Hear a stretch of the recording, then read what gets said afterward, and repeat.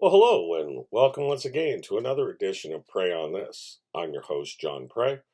Hit that like button, subscribe, share the video, join me on Rumble. But just remember, in the current era in Canada, with Bill C-11 now being law, do you really want Justin Trudeau and the Liberal government deciding what you're going to see? I can guarantee you that voices like mine are definitely ones that Mr. Trudeau doesn't want you to hear. Now, today, I'm not going to do my usual. I'm not going to talk about politics. I'm going to talk about something that, in my opinion, is much more alarming in our society than anything else. And yeah, it does go to the culture war. But I'm not going to talk about transgenderism or human sexuality or any such things like that. I'm going to talk about some basics. I want to know why it's so bad to be a man. For those of us out there who are of the more leftist feminist bent, who will try to say that I have male privilege and that, oh, what am I complaining about? You are exactly the sort of person I'm talking about.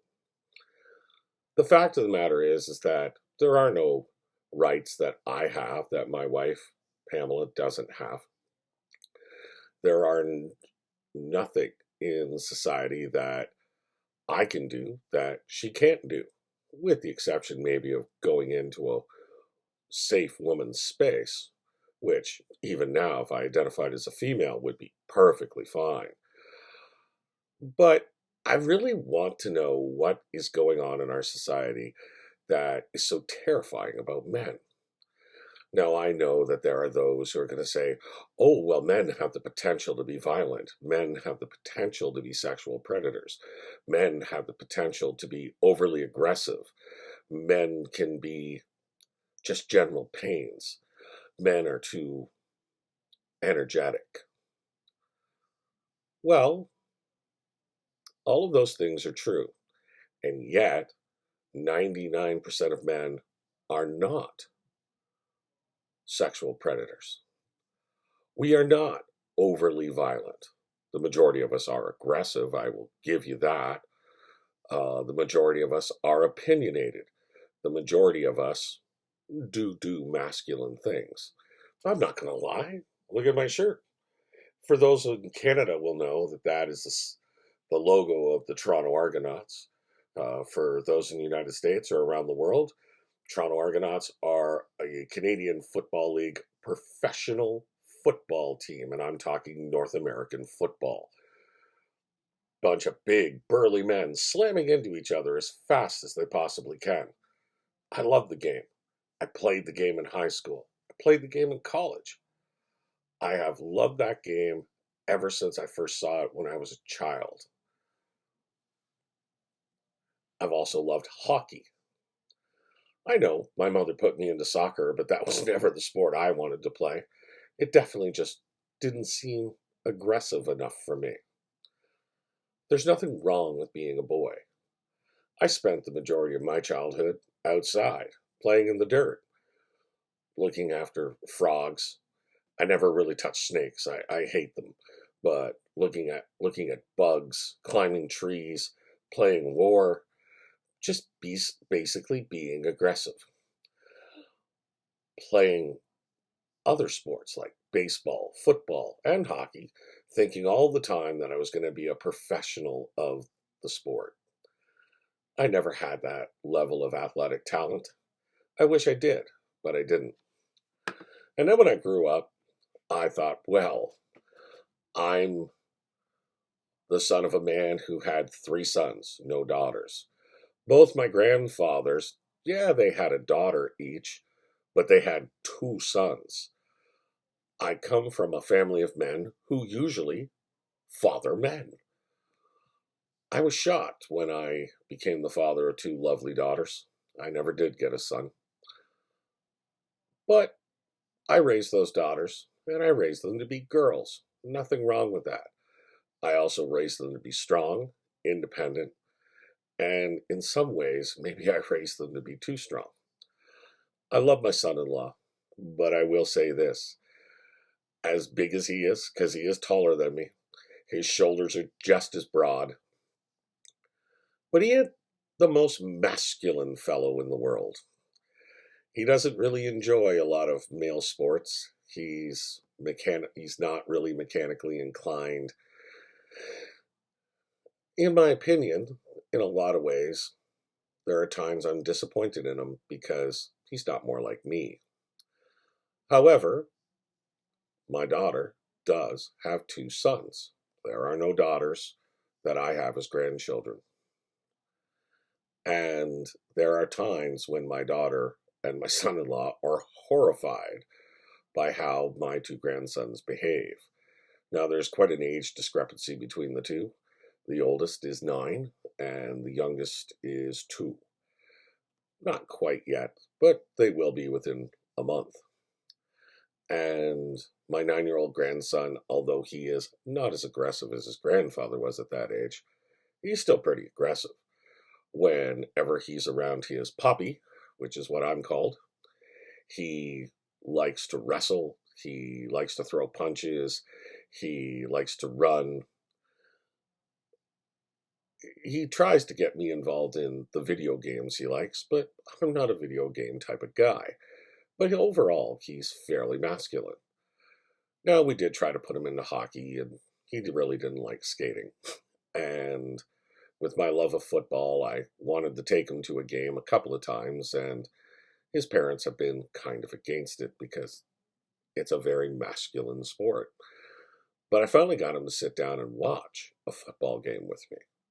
Now he's just dying to go this year to see football played live. He's a boy, and there's nothing wrong with being a boy. But somehow, in our society, being what is traditionally a boy is somehow toxic. We live in a society now where men like Timothy Chalamet or Harry Styles are the epitome of maleness with their androgyny and, well, their penchant to dress in more feminine clothing and be the perfect soy boy that is everything that is against traditional masculinity. We live in a world where female body products are sold with the "you're beautiful, even if you're not," or that all body sizes are beautiful, all women are beautiful. And yet, Gillette, a few years ago, put out a commercial about how toxic men are and that we need to stop our behavior and we need to stop being who we are. The world needs men. I've seen some feminists say, I don't need a man. And yet, if you go outside, or even the room I'm sitting in, it was built by a man. The roads out front were built by a man. I even know who one of those men was, because in my former career, when I used to work construction, I actually built the road that I live on.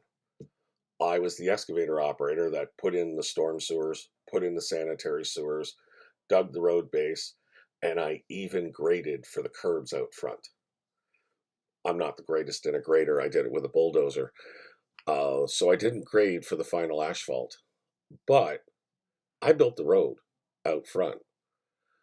Men do all kinds of hard physical labor jobs. The world would fall apart without men. Men are society's protectors. We don't want to hear that. And we want to say that women can do anything a man can do. And yet, when left to our own devices, the majority of police officers still are men. Firefighters are still men. Combat soldiers are still men. Why? Well, men and women have different interests. Men care about things. Women care about people. My wife has a higher education than I do. She has a master's degree, where I only have a Bachelor of Arts. And yet, even with my wife's Bachelor of Science and Master's of Business Administration, her chosen career is to be an environmental health and safety expert. She's very good at her job, but the majority of her job deals with people. deals with how people work, what's safe for people to do. Even when she gets asked her opinion about the design of a machine at the company she works for, it's all about how easy is this for a person to operate. Quite truthfully, she doesn't give a damn what the machine makes or how it makes it. What she cares about is how easy it is for the operator for it to work.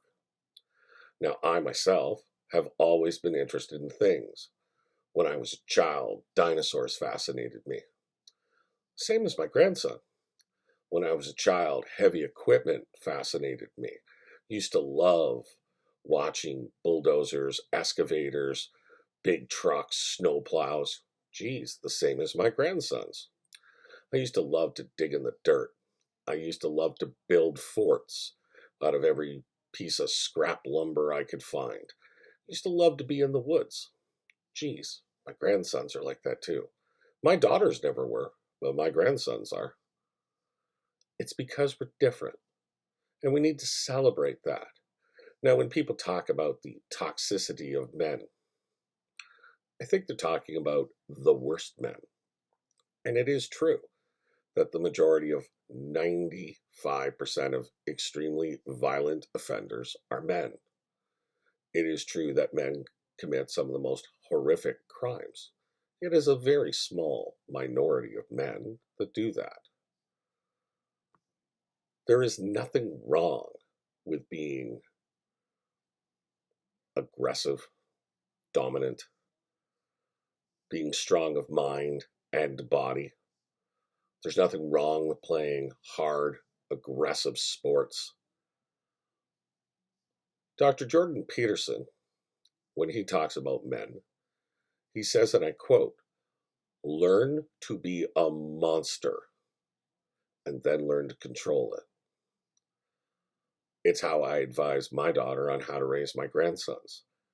Teach them to be monsters and then teach them how to control it. The difference between a good man and a bad man isn't that he's masculine. As a matter of fact, it's good that he's masculine.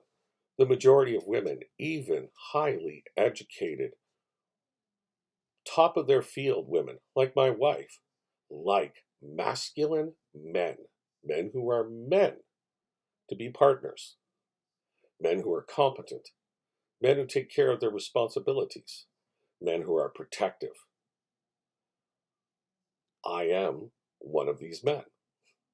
I used to think I wasn't, and believe me, I've had a couple of partners in my lifetime who have told me that I wasn't, yet I was with the wrong person.